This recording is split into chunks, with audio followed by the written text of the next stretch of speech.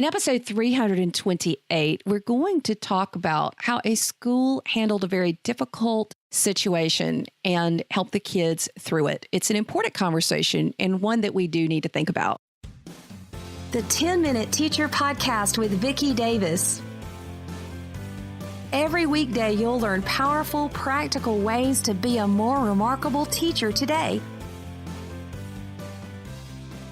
So today we're talking with Meredith O'Brien, author of Mr. Clark's Big Band, A Year of Laughter, Tears, and Jazz in a Middle School Band Room. Meredith, in this book, you actually tackle a little bit of a difficult issue. What is the difficult topic that you're addressing in this book? The difficult topic is the loss of a classmate, of a student unexpectedly, and how a school and a teacher deal with that. Unfortunately, this is something that schools have to deal with really sadly often. They have someone pass away, a student pass away, and their students react in various ways. In this particular case, I followed a small town Massachusetts music teacher in the year after one of the band members in the jazz band passed away in his sleep he had an undiagnosed heart ailment that they didn't know until after he had passed away. So it's about how the school, how a risk-taking teacher, how they helped these kids get through a difficult time of grief.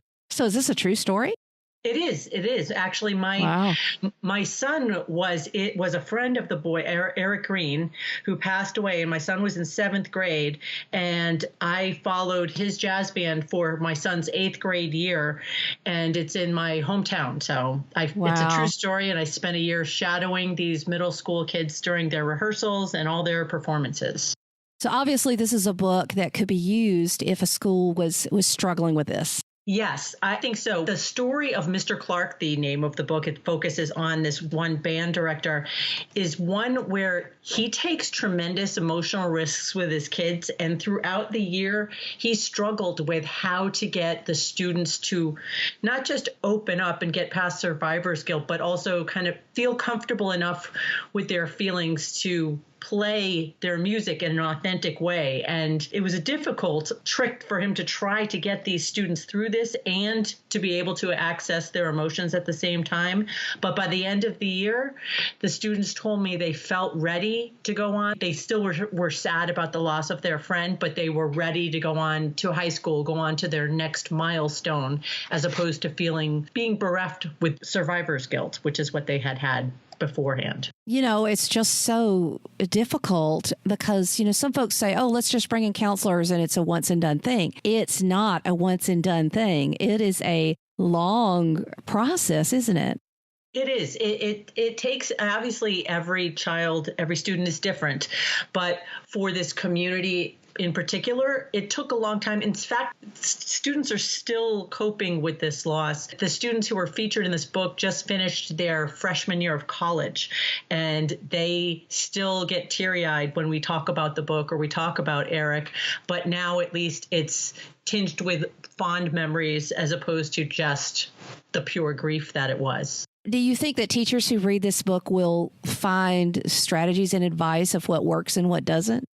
Absolutely. Not only did Mr. Clark go out on a limb by, for example, letting his students see his grief, letting his students see his anger at the loss, the senseless loss of a child, but the principal of the school allowed the students to grieve in ways that maybe he didn't feel comfortable with, but he felt that they needed. And he once told me, he said, if you give your students what they need, you're never going to fail. But even educators sometimes, I think, want to just go on and pretend like things don't happen, don't they? Yeah, it's easier that way to focus on the assignments, but the students are still in a different emotional space. And middle school itself is an emotional roller coaster of a ride anyway. But when they're trying to cope with grief, it just adds another layer of complexity to the whole experience. So Meredith, what do you hope to accomplish with this book? I mean, it's obviously been painful and difficult for all those that you interviewed. Do you feel like they felt it was sort of cathartic as they process these emotions? Absolutely. I think that this is a ringing endorsement of the power of teachers who really, really care about their kids and really want to help them in any way the kids need to be helped. I also think that prior to this project, I didn't play, I still don't play in any instruments. I'm not a musician, but I learned by watching these students about the camaraderie in a band room and how much being a team band room helped these particular students feel as though they were in it together. They were in it as a team, almost like a football team or a soccer team, but they were a team of musicians, and they were doing it, getting the win for their friend. They were performing this piece in honor of their friend. So Meredith, I'm sure as people read this book, they're reaching out to you and telling you their stories. Is there anything that Mr. Clark and those in this book do right that you wish more schools would understand and do perhaps better in these circumstances? Because I'm sure you're getting all types of stories of things that have gone well and maybe not so well. I think being honest with the students, and that seems very basic, but a lot of schools and a lot of teachers are afraid to be honest just about what's happening, what's actually happening. And in the absence of real information, the students fill in the gaps with rumors and inaccuracies that might make them even more anxious.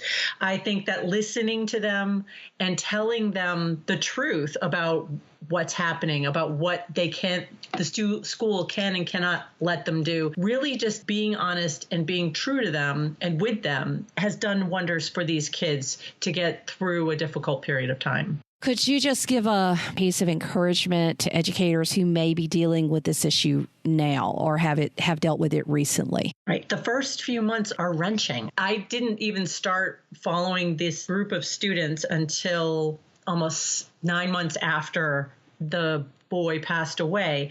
And the first months were just wrenching. And you just have to let it be that way. You just have to, lessons plans are going to get interrupted. Things are not going to go the way you want them to. The students may not read the assigned pages in To Kill a Mockingbird because they're off in their own mental space thinking about their friend or thinking about the impact of this loss. And just being gentle and allowing them to feel their feelings instead of just saying, oh, we're done with that, or let's fill up this student's locker with something. That in this particular school, they allowed the students to put pictures on the locker. They put up a big piece of paper where the students could write notes to him.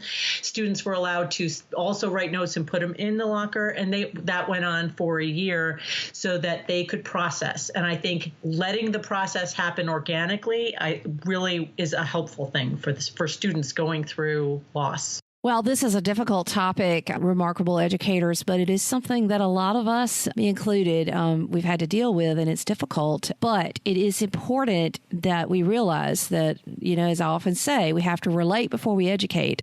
It's all about that relationship, and we're not just learning together, we're living life together. And as we live life together, tragedies do happen. It is part of teaching and part of learning and part of living, and dying is part of living. And it's something that we do have to help kids process and grieve and work through. So to those of you who are struggling with this, you are loved. You're not alone.